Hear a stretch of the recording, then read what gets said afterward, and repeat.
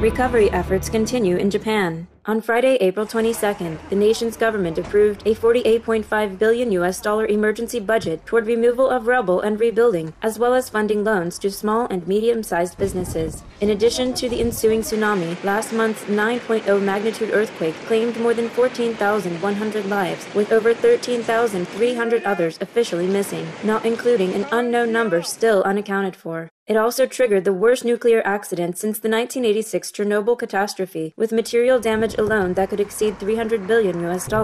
This comes as Japan is facing a debt that is double the amount of its $5 trillion economy.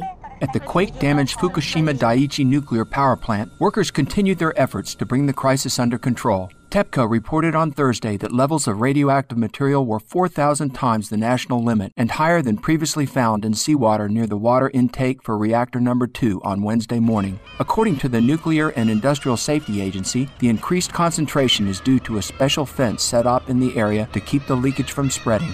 This was the same location where highly contaminated water was found to be seeping into the Pacific on April 2nd, with the first leak estimated to have amounted to 520 tons, or 20,000 times the annual radiation limit for the plant. In attempts to ease international concerns at sea, Japan will also check radiation levels aboard ocean-bound ships, as well as their container loads, and will publish the data. Meanwhile, the government held a meeting in Beijing, China, to brief Chinese officials, business people, and media on the nuclear accident and what is being done to restore the facility's critical cooling systems, while also emphasizing the safety of food imports from Japan and travel to the country.